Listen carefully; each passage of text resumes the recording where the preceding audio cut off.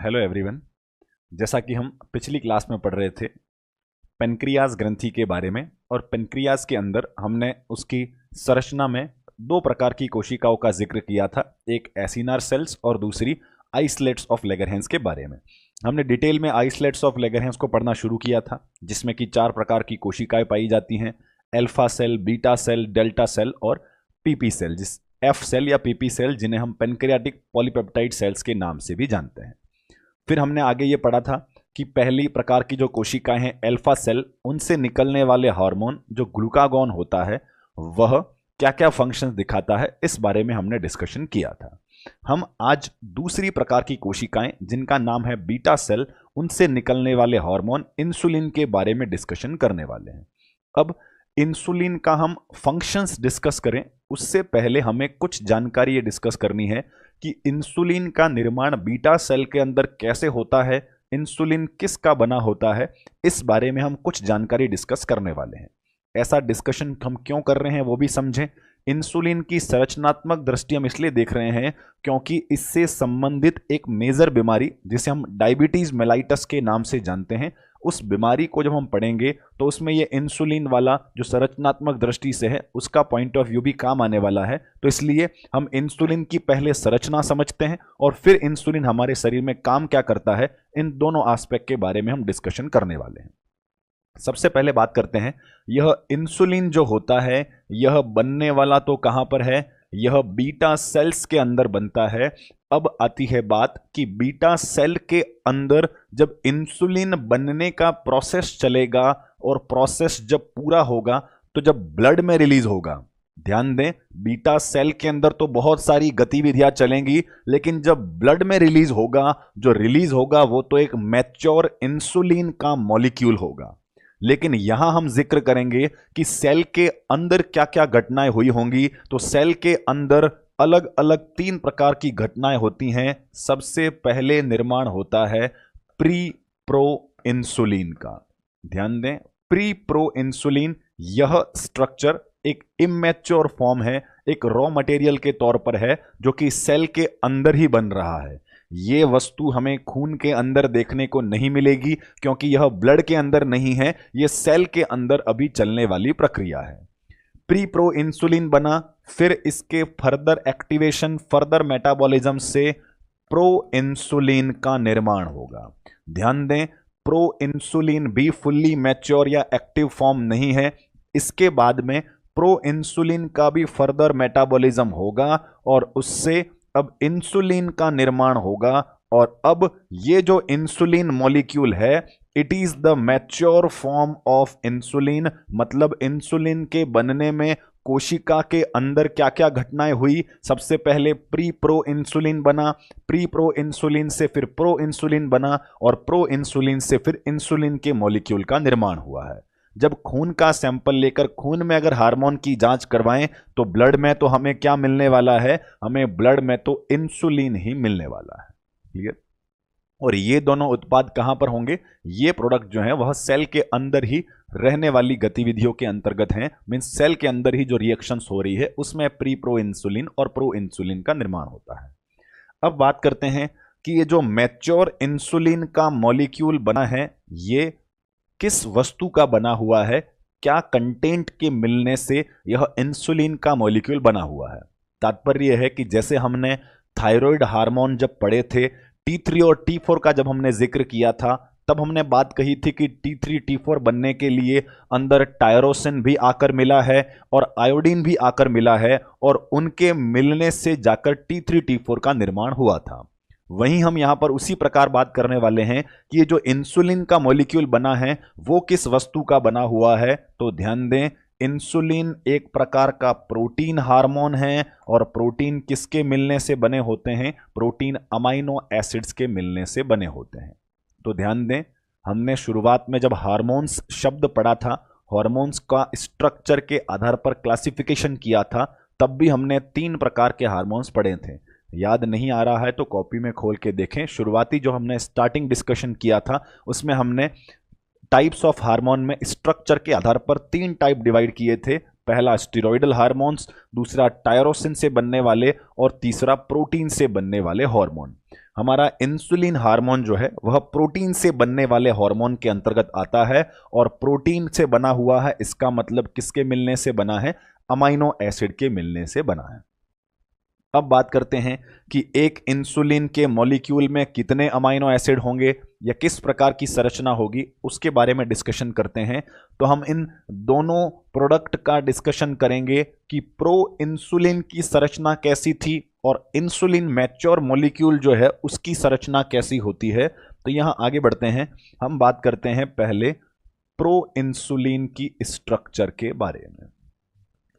अब ये pro insulin जो होता है उसकी स्ट्रक्चर ये रहेगी कि इसके अंदर लगभग 3 चेन पाई जाती हैं। चेन का मतलब समझें, चेन का मतलब यहां श्रृंखला से है, एक कड़ी, एक से 1 बाय 1 मॉलिक्यूल जुड़ने से जो लड़ बन रही है उसे हमने चेन कहा है यहां पर। तो 3 अलग अलग चेन्स पाई जाती हैं। कैसे होती हैं इस बारे में समझें। पहली होती है अल्फा चेन, दूसरी होती है बीटा चेन। अब अल्फा और बीटा क्या है? यहां पर अमाइनो एसिड 1 बाय 1 एक दूसरे से जुड़े हुए हैं और ये एक अलग श्रृंखला बना रहे हैं, और बीटा चेन में यहां पर भी 1 बाय 1 मॉलिक्यूल एक साथ अमाइनो एसिड के जुड़े हुए हैं और ये अपने आप में अलग श्रृंखला बना रहे हैं। यहां जो अमाइनो एसिड्स की एक श्रृंखला है उसे हमने अल्फा चेन बोल दिया और दूसरी श्रृंखला को हमने बीटा चेन का नाम दिया है। ये जो हमारी अल्फा चेन है इसके अंदर 21 अमाइनो एसिड एक के बाद एक जुड़े हुए हैं। मीन्स यहां पर समझें कि 1 बाय 1 जो श्रृंखला बनी है उसमें 21 अमाइनो एसिड जुड़े हैं, और बीटा वाली चेन थोड़ी उससे लंबी होती है, उसमें लगभग 30 अमाइनो एसिड जुड़े होते हैं। मीन्स ये तो 21 की श्रृंखला है, ये 30 की श्रृंखला है। पहली अल्फा चेन, दूसरी बीटा चेन और तीसरी चेन पाई जाती है इन दोनों को जोड़ने वाली चेन, जिसे हम बोलते हैं सी पेप्टाइड चेन। ध्यान दें, पहली अल्फा, दूसरी बीटा और तीसरी बीच में जो थी उसका नाम होता है सी पेप्टाइड चेन। अब सी पेप्टाइड चेन, यहां पर सी का मतलब क्या है वो समझें। सी पेप्टाइड चेन से तात्पर्य है connecting peptide chain. Connecting peptide chain मतलब यह ऐसी चेन है जो कि अल्फा और बीटा चेन को जोड़ने का काम करती है, इसलिए इसे कनेक्टिंग पेप्टाइड चेन भी बोल सकते हैं, या इसे हम सी पेप्टाइड चेन के नाम से भी जानते हैं। क्लियर? इसने क्या किया है? इसने अल्फा और बीटा को बांधे रखने का काम किया है, इसे कनेक्टिंग पेप्टाइड चेन बोलते हैं। तो अब बात करते हैं कि हमारे प्रो इंसुलिन की संरचना में कितनी चेन होती हैं। तो 3 चेन होती हैं, पहली अल्फा चेन, दूसरी बीटा चेन और तीसरी connecting peptide chain. Connecting peptide chain, और कनेक्टिंग पेप्टाइड चेन का काम क्या है? यह अल्फा और बीटा को बांधे रखने का काम करती है, इसलिए इसे हम कनेक्टिंग पेप्टाइड चेन के नाम से जानते हैं। अल्फा के अंदर कितने अमाइनो एसिड हैं? 21। बीटा के अंदर कितने अमाइनो एसिड हैं? 30 अमाइनो एसिड बीटा में जुड़े होते हैं। अब बात करते हैं, यह तो हो गया प्रो इंसुलिन की संरचना जो कि बीटा सेल के अंदर होती है। अब ये प्रो इंसुलिन जब बीटा सेल से रिलीज होगा उससे पहले एक मैच्योर इंसुलिन मॉलिक्यूल में कन्वर्ट होने वाला है। तो अब हम यहां पर डिस्कस करते हैं कि एक मैच्योर इंसुलिन का जो मॉलिक्यूल होता है उसके अंदर क्या क्या चेन्स या क्या क्या संरचनाएं उसके अंदर पाई जाती है। तो यहां पर ध्यान दें, एक मैच्योर इंसुलिन का जो मॉलिक्यूल होता है उसमें केवल 2 ही चेन पाई जाती हैं, और वो 2 चेन कौन कौन सी हैं वो समझें।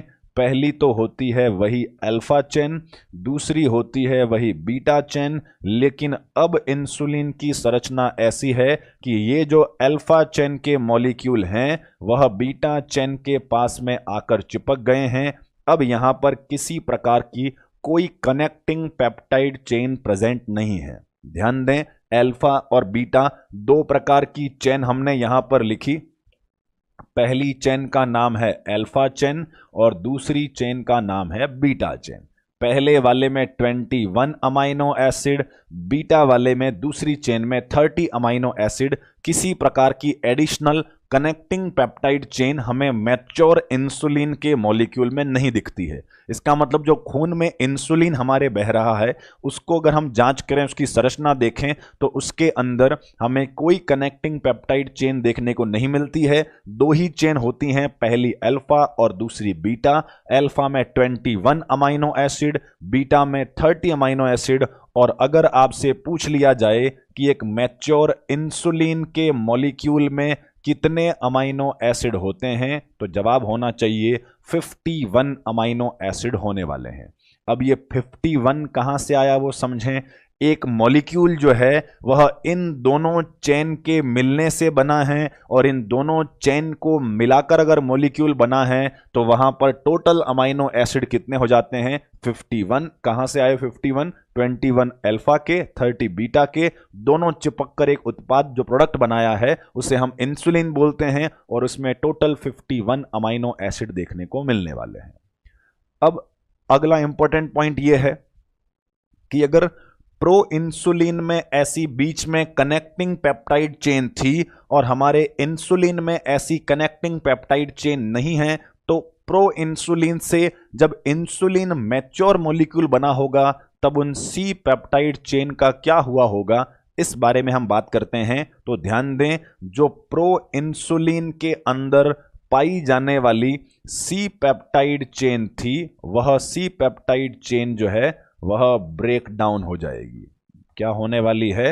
वह ब्रेक डाउन हो जाएगी और शरीर से वेस्ट प्रोडक्ट के तौर पर बाहर निकलने वाली है, और वह यूरिन के माध्यम से शरीर से एक्सक्रीट आउट होगा। ध्यान दें, प्रो इंसुलिन जब था तब हमारे इस सी पेप्टाइड चेन का महत्व था। आगे फर्दर मेटाबॉलिज्म हुआ, ये बीच वाली चेन टूट गई, दोनों अल्फा और बीटा पास में आकर चिपक गए। अब इस बीच में से जो चेन थी वो टूट के अलग हो गई। अब उसका क्या यूज है? तो वह एक वेस्ट प्रोडक्ट है। अब मैच्योर इंसुलिन के मॉलिक्यूल के अंदर उस चेन का कोई महत्व नहीं है। अगर वो वेस्ट प्रोडक्ट है तो खून के अंदर रहेगा और फिर किडनी में फिल्टर होकर वह यूरिन के माध्यम से शरीर से बाहर निकल जाएगा। इसलिए ध्यान दें कि अगर हमारे यूरिन की जांच करवाई जाए और उसमें सी पेप्टाइड चेन को देखा जाए तो क्या हमारे यूरिन में सी पेप्टाइड चेन होगा?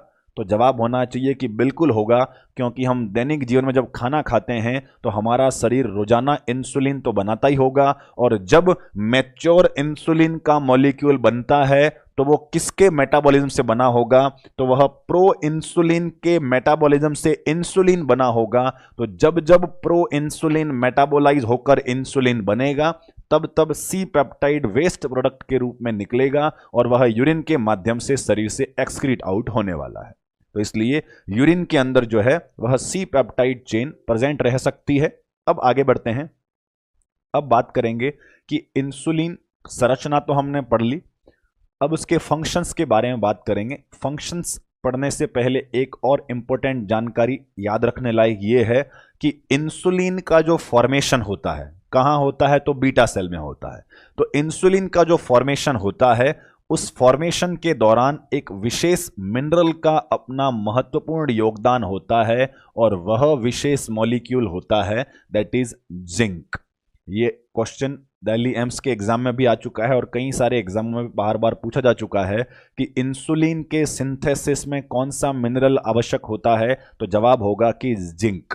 जिंक जो कि एक ट्रेस एलिमेंट, एक महत्वपूर्ण मिनरल है शरीर में, यह बीटा सेल के अंदर इंसुलिन के प्रोडक्शन में सहायक होता है। मींस डायरेक्टली रोल अदा नहीं कर रहा है इसकी संरचना के अंदर, लेकिन जिंक अगर शरीर में पर्याप्त मात्रा में होगा तब जाकर इंसुलिन के फॉर्मेशन की घटनाएं नॉर्मल तरीके से हो पाएंगी। अगर शरीर में जिंक की कमी है तो इससे इंसुलिन के प्रोडक्शन में समस्या आ सकती है। तो जिंक एक महत्वपूर्ण प्रोडक्ट है जो कि इंसुलिन प्रोडक्शन के लिए सहायक होता है, ये याद रखें।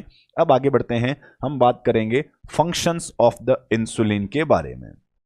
अब बात करते हैं फंक्शंस के बारे में, संरचना के बारे में। याद रखने लायक बातें क्या क्या थी? एक मैच्योर इंसुलिन मॉलिक्यूल में 51 अमाइनो एसिड होते हैं, दो चेन होती हैं, एक अल्फा एक बीटा। अल्फा में 21 अमाइनो एसिड और बीटा में 30 अमाइनो एसिड, ये जानकारी पता रखें। और C peptide chain pro insulin में होता है, लेकिन मैच्योर इंसुलिन मॉलिक्यूल में नहीं होता है, वह टूटकर यूरिन के माध्यम से शरीर से बाहर निकल जाता है। अब आते हैं फंक्शंस के ऊपर। फंक्शंस जो हम समझेंगे उससे पहले एक जानकारी तो आपको पता ही है कि हम शुरू से ये बार बार बोलते आए हैं कि शरीर में इंसुलिन ही ऐसा एकमात्र हार्मोन है जो कि ब्लड ग्लूकोज लेवल को कम करवा सकता है। बाकी जितने भी हमारे हार्मोन्स हमने सुने हैं या पढ़े हैं वह सभी ब्लड ग्लूकोज को लगभग बढ़ाने की तरफ ही काम करते हैं। कम करने वाला हार्मोन एकमात्र इंसुलिन होने वाला है। अब बात करते हैं इंसुलिन क्या फंक्शन करता है। पहली जानकारी तो यह है कि इंसुलिन अपने आप में एक प्रकार का एनाबॉलिक हार्मोन है। अब एनाबॉलिक से क्या तात्पर्य है? अब दो प्रक्रियाएं होती हैं मेटाबॉलिज्म में, एक होता है एनाबॉलिज्म और एक होता है कैटाबॉलिज्म। क्लियर? एनाबॉलिक और कैटाबॉलिक दो शब्दों को समझें। एनाबॉलिज्म और कैटाबॉलिज्म में अंतर यह है कि जब कोई छोटे छोटे मॉलिक्यूल को जोड़कर एक नया प्रोडक्ट बनाया जाता है तो उस घटना को बनाने की, सृजन करने की प्रक्रिया को तो बोलते हैं एनाबॉलिज्म, और जब किसी बड़े प्रोडक्ट को तोड़ तोड़कर टुकड़े किए जाते हैं उसे हम बोलते हैं कैटाबॉलिज्म। क्लियर? ध्यान दें क्या मतलब है कैटाबॉलिज्म एनाबॉलिज्म में। अगर एक प्रोटीन का मॉलिक्यूल है उसे तोड़कर अमाइनो एसिड्स बनाए जाएं तो ये तो कहलाता है कैटाबॉलिज्म। प्रोटीन एक बड़ा मॉलिक्यूल था, बहुत सारे अमाइनो एसिड्स के मिलने से बना हुआ था। अगर यह प्रोटीन टूटकर अमाइनो एसिड्स में कन्वर्ट होता है, बड़ा मॉलिक्यूल टूटकर छोटे छोटे टुकड़ों में कन्वर्ट होता है, तो इसे हम बोलते हैं कैटाबॉलिज्म। क्लियर? टूटने की प्रक्रिया। वहीं अगर मैं कहूं कि खून में घूमने वाले बहुत सारे अमाइनो एसिड मिलकर अगर एक प्रोटीन के मॉलिक्यूल का निर्माण हो तो इस घटना को हम बोलते हैं एनाबॉलिज्म। क्लियर? मतलब यह है कि मान लिया जाए खून के अंदर 40, 50, 100 अमाइनो एसिड खून में घूम रहे थे, उन सब के मिलने से एक प्रोटीन के मॉलिक्यूल का निर्माण अगर होता है तो इस घटना को हम एनाबॉलिज्म बोलते हैं। मीन्स छोटी छोटी वस्तुओं को मिलाकर एक बड़ा product banana, that is anabolism. एक बड़े प्रोडक्ट को तोड़कर छोटे छोटे टुकड़ों में बांटना, दैट इज द कैटाबॉलिज्म। हमारा इंसुलिन हार्मोन जो होता है वह किस प्रकार का हार्मोन है? हमारा इंसुलिन हार्मोन एक प्रकार का एनाबॉलिक हार्मोन है। क्लियर? हमारा इंसुलिन हार्मोन एक प्रकार का एनाबॉलिक हार्मोन है, मतलब जोड़ने के लिए काम करता है, शरीर में न्यूट्रिएंट्स के नए मॉलिक्यूल्स बनाने के लिए सहायक होता है। अब बात करते हैं कि कौन सा मॉलिक्यूल बनाएगा, कौन सा न्यूट्रिएंट बनाएगा। डिटेल में बात करते हैं। इसका फंक्शन ये होता है कि यह हमारे शरीर में मेटाबॉलिज्म को प्रभावित करता है। अब अगर हमने लिख दिया कि यह मेटाबॉलिज्म को प्रभावित करता है तो फिर सीधी बात आएगी कि किस किस का मेटाबॉलिज्म। तो मेटाबॉलिज्म तीन वस्तुओं का प्रभावित हो सकता है, तीनों न्यूट्रिएंट्स का मेटाबॉलिज्म प्रभावित हो सकता है। पहला होता है प्रोटीन का मेटाबॉलिज्म प्रभावित होना, दूसरा हो सकता है फैट का मेटाबॉलिज्म प्रभावित होना, और तीसरा होगा कार्बोहाइड्रेट का मेटाबॉलिज्म प्रभावित होना। हम बात करते हैं पहले कि प्रोटीन मेटाबॉलिज्म पर हमारा इंसुलिन हार्मोन क्या प्रभाव रखने वाला है। जैसा कि हमने शुरू में ही कहा है कि इंसुलिन एक प्रकार का कैसा हार्मोन है? एनाबॉलिक है। मतलब जोड़ता होगा कि तोड़ता होगा? तो जवाब होगा कि यह जोड़ने का काम करने वाला है। अब कैसे जोड़ेगा? यह अमाइनो एसिड्स को मिलाकर प्रोटीन के सिंथेसिस को बढ़ावा देता है। किसको बढ़ावा देता है? यह प्रोटीन के सिंथेसिस को बढ़ावा देता है। मीन्स इंसुलिन हार्मोन जब भी आएगा तो वह अगर खून में छोटे छोटे अमाइनो एसिड्स के मॉलिक्यूल घूम रहे होंगे तो उनको मिलाकर प्रोटीन के निर्माण में सहायक होगा। अगर प्रोटीन का निर्माण होगा तो क्या इंसुलिन शरीर के ग्रोथ में भी सहायक है? तो बिल्कुल सहायक है। कैसे सहायक हुआ? कि यह अमाइनो एसिड को मिलाकर प्रोटीन का निर्माण करता है, और जब प्रोटीन बनेगा तो प्रोटीन टिश्यूज ग्रोथ करवाने में, बॉडी बिल्डिंग करने में सहायक होने वाला है। अब बात करते हैं फैट मेटाबॉलिज्म पर प्रभाव। फैट मेटाबॉलिज्म पर प्रभाव भी यह होगा कि हमारा इंसुलिन हार्मोन फैट का भी सिंथेसिस करता है। फैट का सिंथेसिस किसके मिलाने से करेगा? यह फैटी एसिड्स को मिलाकर फैट के सिंथेसिस को बढ़ावा देता है। कैसे? वो ध्यान दें। मान लिया जाए कि खून के अंदर बहुत सारा फैटी एसिड्स के मॉलिक्यूल घूम रहे हैं, छोटे छोटे फैटी एसिड्स के मॉलिक्यूल घूम रहे हैं। जब इंसुलिन अगर आएगा तो खून में घूमने वाले उन फैटी एसिड्स के मॉलिक्यूल को मिलाएगा और मिलाकर एक फैट का मॉलिक्यूल बनाएगा और फैट का मॉलिक्यूल बनाकर उसे टिश्यूज में जमा करवा देगा। ध्यान दें, फैट का मॉलिक्यूल बनेगा और वो फैट का मॉलिक्यूल खून में न घूमकर उसे टिश्यू में जमा करवा देगा। इसका मतलब हमारे स्किन के नीचे जो फैट जमा है, टिश्यूज में जो फैट जमा है, उस फैट के जमा होने को इंसुलिन बढ़ावा देता है या उसे तोड़ तोड़ कर लाता है। तो जवाब ये होगा कि हमारा इंसुलिन हार्मोन जो है वह खून में से फैट को हटाकर उसे टिश्यूज में जमा करवाता है, हमारी मसल्स, हमारी स्किन के नीचे फैट को जमा कराता है। मतलब इंसुलिन क्या करवा सकता है? इंसुलिन मोटापा बढ़वा सकता है। कैसे बढ़वाया? इंसुलिन आया, इंसुलिन ने खून में घूमने वाले फैटी एसिड मॉलिक्यूल को मिलाया, फैट बनाया और फैट को ले जाके टिश्यू में जमा करा दिया। हमारे टिश्यूज में जितना फैट जमेगा उतना हमारा शरीर मोटा दिखाई देने लगेगा। तो ध्यान दें, यह फैट का सिंथेसिस करवाता है और फैटी एसिड्स को मिलाकर फैट को निर्माण करने वाला है। लेकिन ध्यान दें, अगर यह इंसुलिन हार्मोन जो है खून के अंदर से फैटी एसिड्स के मॉलिक्यूल को मिलाकर फैट का निर्माण करके उसे टिश्यूज में भेज देता है, तो क्या ब्लड में फैट की मात्रा बढ़ेगी या कम होगी? तो कम होने वाली है। लेकिन टिश्यूज में फैट जमा होने की प्रवृत्ति बढ़ेगी। तो यह मोटापा तो जरूर बढ़ा रहा है, टिश्यूज में फैट जरूर जमा करवा रहा है, लेकिन इसका एक बेनिफिट ये भी होने वाला है कि यह खून के अंदर से फैट को खत्म करता है। मीन्स यह ब्लड में कोलेस्ट्रॉल लेवल को कम करने के लिए सहायक होता है। ध्यान दें, कोलेस्ट्रॉल कम कैसे? हमने अब तक यही डिस्कस किया है कि इंसुलिन आता है, खून में से फैट को ढूंढकर उसे टिश्यू में ले जाता है। अगर टिश्यूज में ले जाकर जमा करा दिया तो खून में कम हो गया और खून में जो हानिकारक फैट है जिसे हम कोलेस्ट्रॉल बोलते हैं उसको भी कम करवाने के लिए सहायक होगा। क्लियर? तो यहां पर फैट मेटाबॉलिज्म पर दो प्रभाव हो गए, एक तो फैट के सिंथेसिस को बढ़ावा देता है और दूसरा ब्लड में कोलेस्ट्रॉल लेवल को भी कम करवाता है। क्लियर? आगे बढ़ते हैं, हम बात करेंगे इसके तीसरे फंक्शन के बारे में। इसका तीसरा प्रभाव होता है कार्बोहाइड्रेट मेटाबॉलिज्म पर प्रभाव। जैसा कि कार्बोहाइड्रेट का मतलब हम यहां पर ग्लूकोज का जिक्र करने वाले हैं, तो हम बात करेंगे कि इंसुलिन हार्मोन का ब्लड ग्लूकोज लेवल पर क्या प्रभाव होने वाला है। तो आप इतना तो जानते ही हैं कि ब्लड ग्लूकोज लेवल को इंसुलिन कभी भी बढ़ाएगा नहीं। इंसुलिन ब्लड ग्लूकोज लेवल को कम करवाने के लिए सहायक है। बाकी अब तक काफ़ी हार्मोन पढ़े, growth hormone, T3 T4 hormone, glucagon hormone, ये सभी ब्लड ग्लूकोज लेवल को बढ़ाने का काम करते थे। लेकिन हमारा इंसुलिन हार्मोन जो है वह ब्लड ग्लूकोज लेवल को कम करवाएगा। अब बात करते हैं कि वो ब्लड ग्लूकोज लेवल को कम कैसे करवाएगा, खून में या शरीर में ऐसी क्या घटनाएं करेगा जिससे कि ग्लूकोज लेवल कम होने लगता है। तो वह कई सारे मैकेनिज्म्स के माध्यम से आपका ब्लड ग्लूकोज लेवल कम करवाएगा। वो मैकेनिज्म्स क्या क्या हैं उनके बारे में बात करते हैं। सबसे पहला तो ये है कि यह ग्लाइकोलाइसिस की प्रक्रिया को बढ़ाता है। किसको बढ़ाने वाला है? यह ग्लाइकोलाइसिस की प्रक्रिया को बढ़ाता है।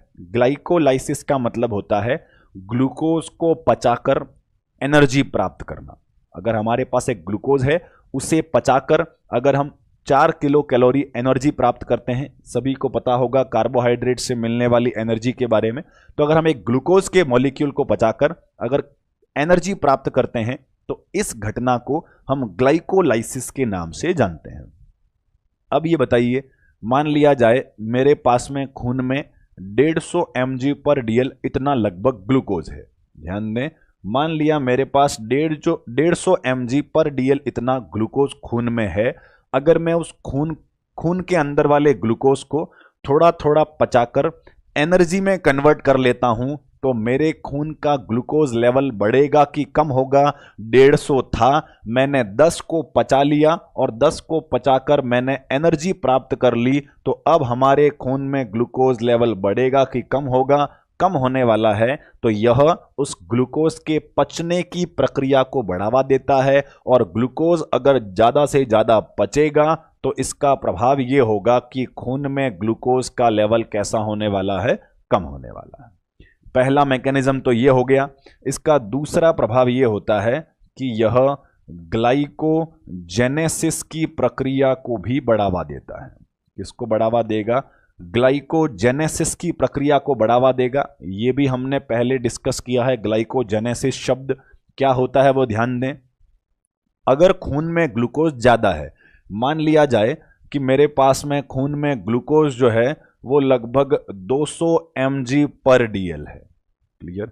मेरे पास में खून में ग्लूकोज मान लेते हैं 200 mg पर DL है। मुझे इतने सारे ग्लूकोज की अभी आवश्यकता नहीं है। और अगर मैं ये करूं कि इस 200 mg में से लगभग 50 mg ग्लूकोज को मैं मिलाकर इकट्ठा करके खून से बाहर निकालकर टिश्यूज में जमा करके रख देता हूं, स्टोर करके रख लेता हूं, और इस घटना को हम ग्लाइकोजेनेसिस के नाम से जानते हैं।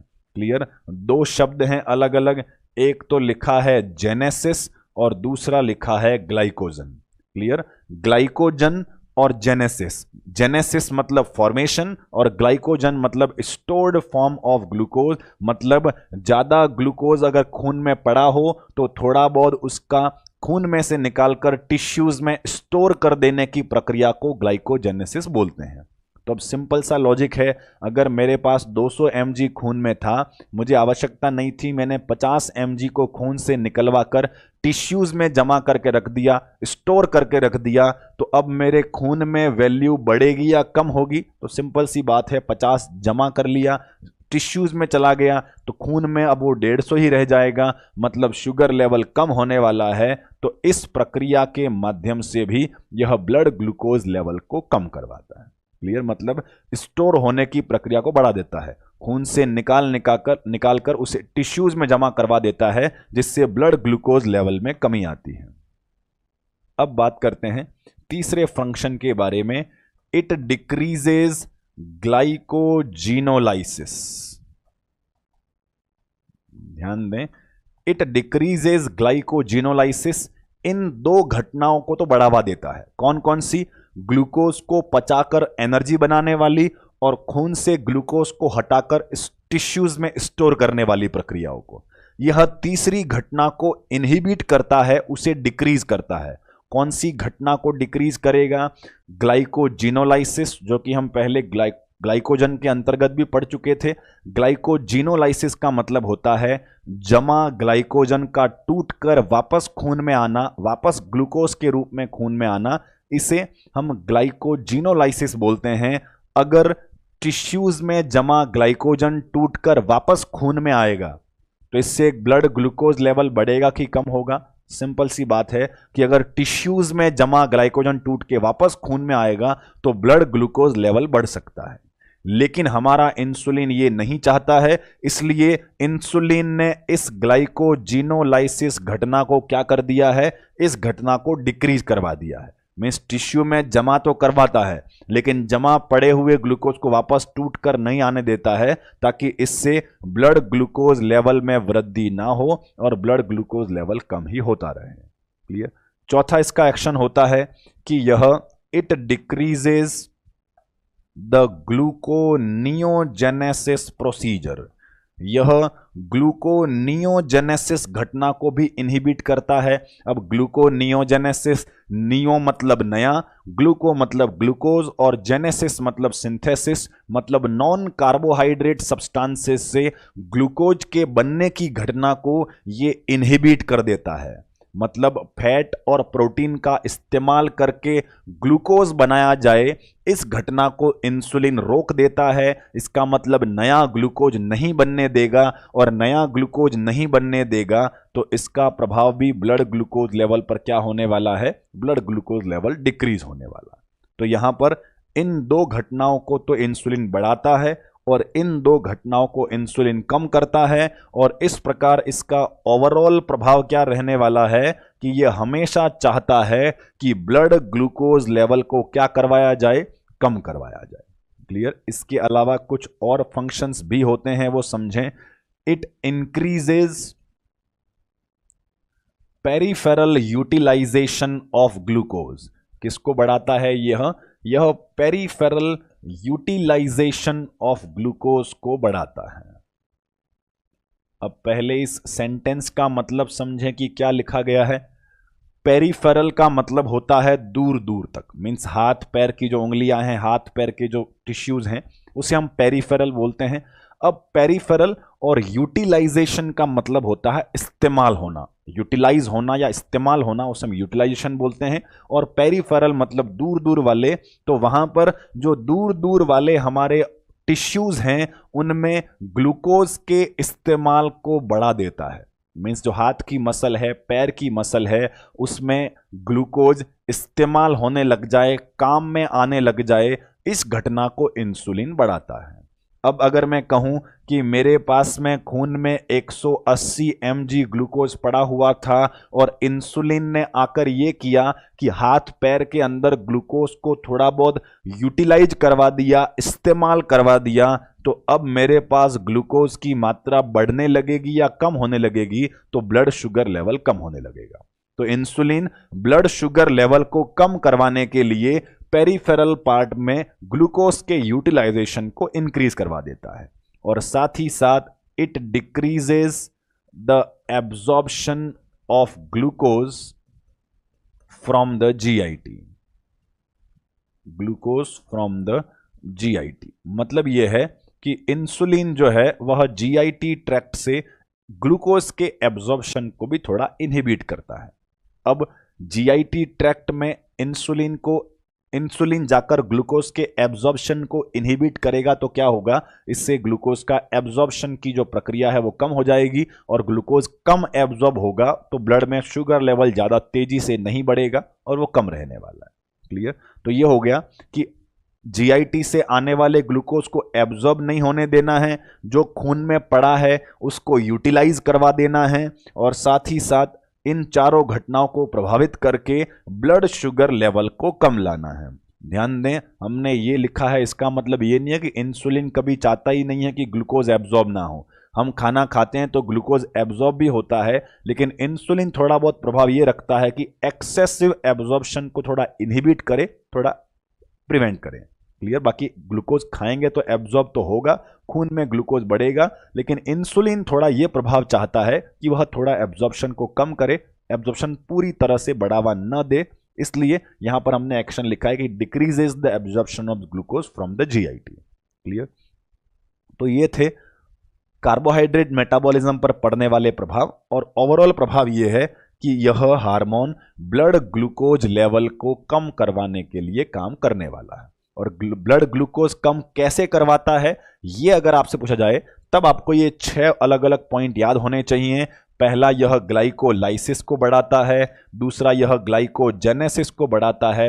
तीसरा, यह ग्लाइकोजिनोलाइसिस को इनहिबिट करता है। यह ग्लूकोनियोजेनेसिस को भी इनहिबिट करता है। इसके अलावा यह पेरिफेरल यूटिलाइजेशन ऑफ ग्लूकोज को बढ़ाता है और जीआईटी से एब्जॉर्प्शन को थोड़ा कम करता है। तो ये कार्बोहाइड्रेट प्रभाव हो गए। अब हम बात करेंगे हमारे इंसुलिन का अगला फंक्शन। अब तक 3 फंक्शन पढ़ चुके हैं। पहला प्रोटीन मेटाबॉलिज्म पर, दूसरा फैट मेटाबॉलिज्म पर, और तीसरा कार्बोहाइड्रेट मेटाबॉलिज्म पर। अब चौथा प्रभाव हम बात करने वाले हैं कि इंसुलिन का चौथा प्रभाव यह होता है कि यह पोटेशियम लेवल को भी प्रभावित करता है। पोटेशियम लेवल मींस ब्लड के अंदर पोटेशियम लेवल जो है उसके ऊपर भी इंसुलिन जो है अपना प्रभाव रखने वाला है। वो अपना प्रभाव कैसे रखता है वो समझें। इंसुलिन की प्रवृत्ति ये होती है, इसके लिए समझें। मान लिया जाए कि ये आपकी ब्लड वेसल्स हैं और यहां ब्लड वेसल्स के बाहर टिश्यूज की कोशिकाएं हैं। मीन्स मान लेते हैं कि ये टिश्यूज की कोशिकाएं हैं और ये हमारी ब्लड वेसल है। अब ब्लड वेसल के अंदर अगर यह ब्लड प्रवाहित हो रहा है, इस ब्लड के अंदर ग्लूकोज भी पड़ा है, ब्लड वेसल्स हैं, ब्लड वेसल के अंदर हमारे पास ग्लूकोज भी है, हमारे पास पोटेशियम भी है और हमारे पास में इंसुलिन भी है। क्लियर? ध्यान दें, खून है, खून में बहुत सारे मिनरल्स, बहुत सारी वस्तुएं अंदर साथ में खून में घूम रही हैं। मान लेते हैं हमने खाना खाया तो हमारे खून में ग्लूकोज भी है, हमारे खून में मिनरल के तौर पर, इलेक्ट्रोलाइट्स के तौर पर पोटेशियम भी रहता है, तो खून में पोटेशियम भी है। और हमारी पेनक्रियाज की बीटा सेल ने यहाँ पर इंसुलिन भी रिलीज किया है, मतलब खून में इंसुलिन भी है। क्लियर। अब बात करते हैं होगा क्या। ये कोशिकाएं हैं जो कि टिश्यूज के अंदर हैं। इन कोशिकाओं को अपना काम करने के लिए, सरवाइव करने के लिए न्यूट्रिशन के तौर पर ग्लूकोज की आवश्यकता है। क्लियर। इन कोशिकाओं को ग्लूकोज की आवश्यकता है। ग्लूकोज अभी है कहां पर, वह ब्लड के अंदर है। तो ब्लड से निकलकर वो ग्लूकोज इन कोशिकाओं के अंदर कैसे आएगा, तो यहां पर ध्यान दें कि ग्लूकोज कभी खुद अकेला या खुद स्वेच्छा से निकलकर सेल्स के अंदर नहीं आ सकता, वह किसी की मदद से ही आएगा। और मदद करने वाला हार्मोन होता है इंसुलिन। मतलब अगर खून के अंदर केवल ग्लूकोज होता और इंसुलिन नहीं होता तो खून में ग्लूकोज घूमता ही रहता, कभी वो निकलकर इन कोशिकाओं के पास नहीं पहुंचता। अगर कोशिकाओं को जरूरत होती तब भी ये ग्लूकोज खून से निकलकर कोशिकाओं तक नहीं पहुंच सकता था। क्यों नहीं पहुंच सकता था? क्योंकि ये अकेला कभी नहीं जा सकता, इसे कोई भेजने वाला होना चाहिए। और इस ग्लूकोज के मॉलिक्यूल को यहां से उठाकर इस कोशिका के अंदर भेजने वाला जो होता है वो कौन होने वाला है? वो होगा हमारा इंसुलिन का मॉलिक्यूल। अब इंसुलिन इस ग्लूकोज को पकड़ता है और ग्लूकोज को उठाकर सेल के अंदर भेजता है। इसी घटना के दौरान एक एडिशनल प्रभाव यह देखा गया है कि जब भी इंसुलिन का मॉलिक्यूल इस ग्लूकोज को पकड़कर अंदर भेजेगा, इसके साथ साथ वह पोटेशियम को भी पकड़कर साथ में अंदर भेज देता है।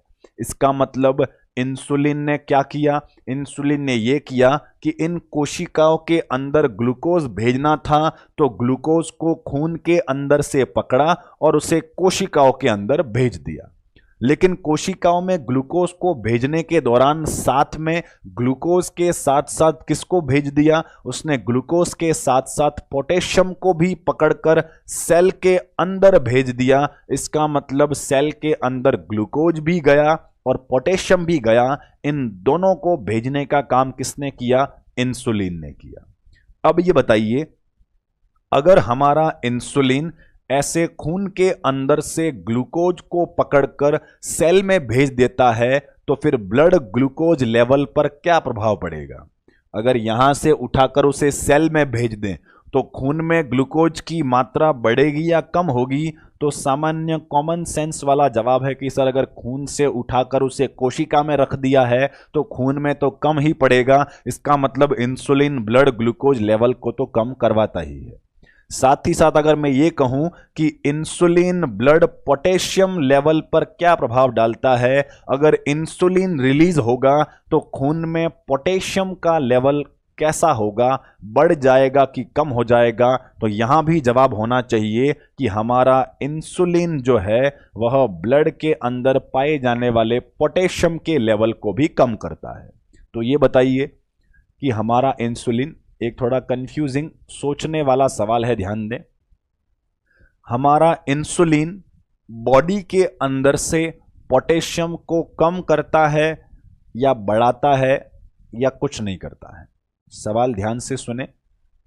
इंसुलिन हमारी बॉडी के अंदर के पोटेशियम को बढ़ाता है, कम करता है या कुछ नहीं करता है? तो जवाब होगा यह हमारी बॉडी में पाए जाने वाले पोटेशियम पर कुछ नहीं करता है। मीन्स ना तो बढ़ाता है ना घटाता है। कुछ नहीं कैसे करता है? क्या इस इंसुलिन ने पोटेशियम को पकड़कर सेल में भेजा तो क्या वो अभी भी बॉडी में ही है? क्या बॉडी से बाहर निकल गया है कि नहीं निकला? एग्जाम्पल के तौर पर माना कि मेरे पास पोटेशियम के 10 मॉलिक्यूल्स थे ब्लड के अंदर। क्लियर? इस 10 मॉलिक्यूल्स में से इंसुलिन ने पकड़कर 4 को तो सेल के अंदर भेज दिया। अब ब्लड में कितने बचे? 6 बचे। और सेल में कितने चले गए? 4 चले गए। अब मेरी बॉडी में कितने हैं? बॉडी में तो अभी भी 10 ही हैं। मतलब ये कंफ्यूज नहीं होना है कि हमारा इंसुलिन पोटेशियम को शरीर से बाहर निकाल देता है। शरीर से बाहर नहीं निकालता है, वो खून से बाहर निकालकर सेल में बिठा देता है। इसका मतलब अगर ब्लड पोटेशियम लेवल पर प्रभाव की बात करें तो यह ब्लड में पाए जाने वाले पोटेशियम की कंसंट्रेशन को कम कर देता है, मीन सीरम पोटेशियम लेवल को डिक्रीज करता है और पोटेशियम की सेल के अंदर एंट्री को बढ़ावा देता है। तो ध्यान दें, पोटेशियम लेवल पर इंसुलिन का क्या प्रभाव है? It decreases the serum potassium level. Clear? इसका एक कोरिलेटेड मेडिकल फील्ड में हम जो इस्तेमाल करते हैं वो समझें।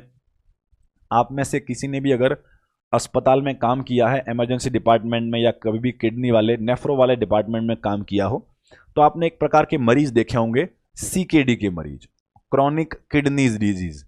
अब सीकेडी के जो मरीज होते हैं उनमें पोटेशियम लेवल अधिक मिलता है, मीन्स हाइपरकैलेमिया मिलता है। पोटेशियम नॉर्मल 5 से भी ऊपर पहुंच जाता है, मीन्स हाइपरकैलेमिया मिलता है। ऐसे हाइपरकैलेमिया के मरीज जब भी आते हैं, हम इलाज के तौर पर इंसुलिन प्लस डेक्सट्रोज मिलाकर लगाते हैं। आपने देखा होगा कि 25% डेक्सट्रोज की बोतल में हम 10 यूनिट्स इंसुलिन डालकर उस मरीज को लगाते हैं।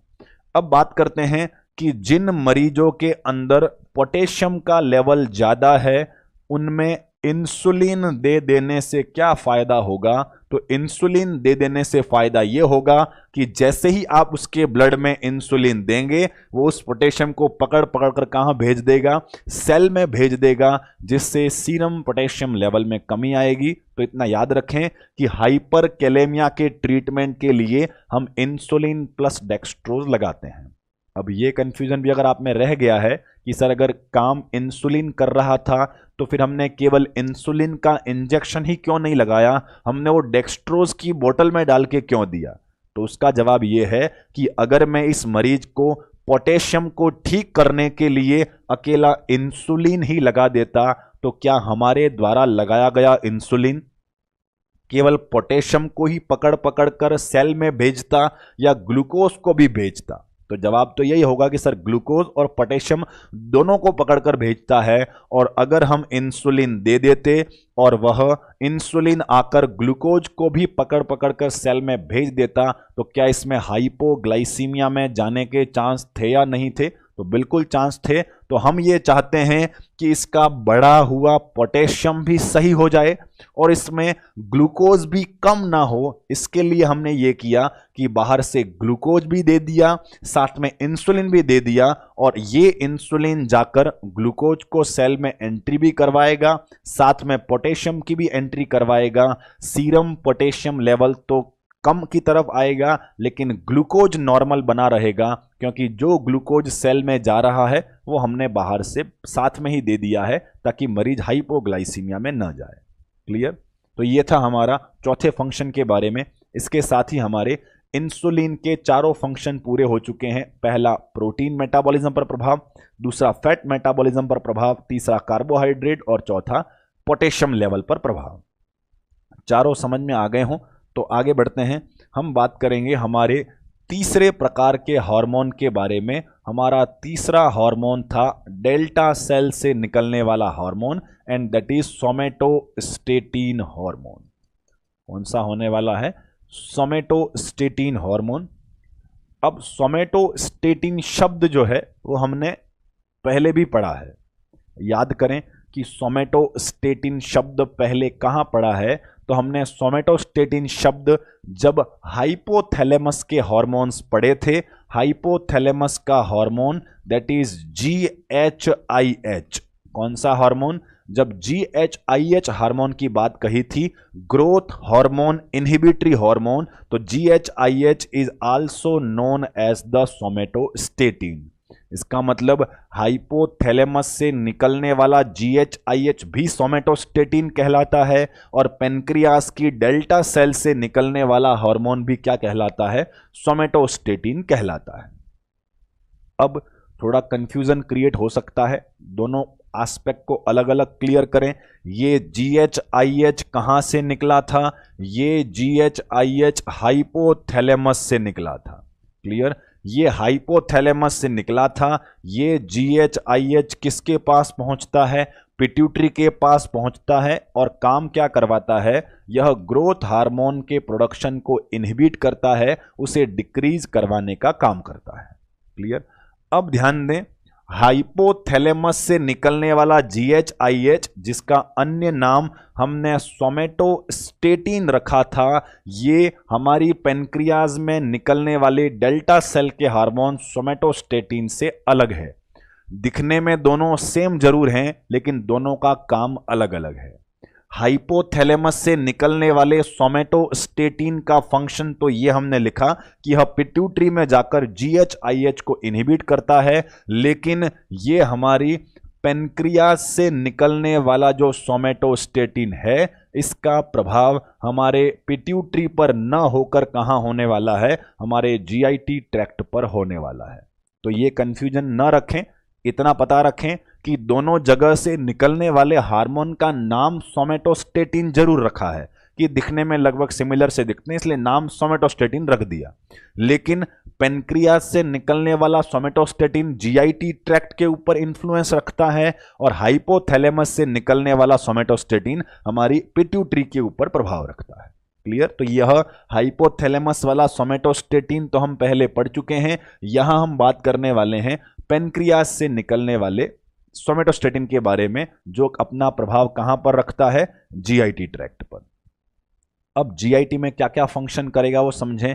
पहला फंक्शन ये होता है कि it decreases the motility of the GIT tract.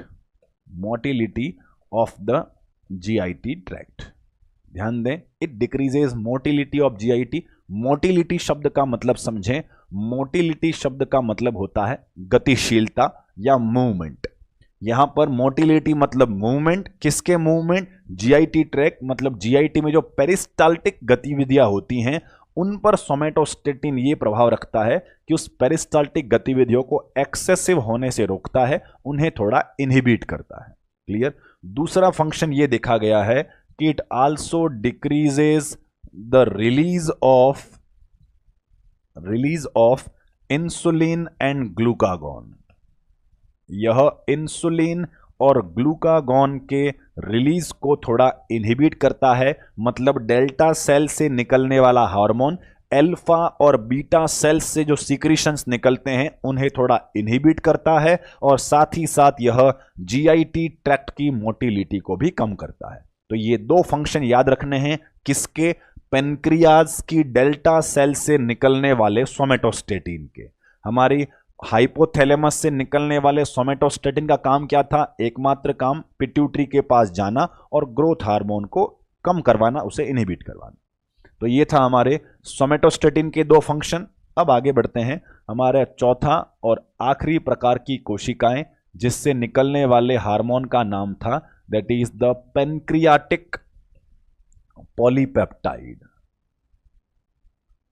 Pancreatic polypeptide. अब इनके फंक्शंस की अगर हम बात करें तो इनका कोई विशेष फंक्शन अभी तक आइडेंटिफाइड नहीं है। तो महत्वपूर्ण बात ये ध्यान रखें कि पेनक्रियाटिक पॉलीपेप्टाइड, जो कि हमारी आइसलेट ऑफ लेगरहैंस की चौथी प्रकार की कोशिकाएं F सेल्स से जो निकलता है, उसका कोई एग्जैक्ट फंक्शन अभी तक आइडेंटिफाइड नहीं हो पाया है कि कौन सा शरीर का विशेष काम इस हार्मोन के द्वारा परफॉर्म होता है। ऐसा कोई विशेष काम आइडेंटिफाइड नहीं है, लेकिन कुछ वैज्ञानिकों का यह मानना है कि यह कुछ हद तक ग्लूकागॉन के प्रोडक्शन को थोड़ा इंक्रीज करता है। क्या करने वाला है? यह ग्लूकागॉन के रिलीज को थोड़ा बढ़ाता है। इस बारे में अब तक जानकारी मिल पाई है, जो कि कुछ वैज्ञानिकों का मानना है। एग्जैक्ट फंक्शन तो इसका अननोन है, लेकिन कुछ लोग ये बिलीव करते हैं, ये मानते हैं कि पेनक्रियाटिक पॉलीपेप्टाइड जो है वह जाकर थोड़ा अल्फा सेल को स्टिमुलेट करता है और ग्लूकागॉन के रिलीज को स्लाइटली इंक्रीज करवाता है। क्लियर।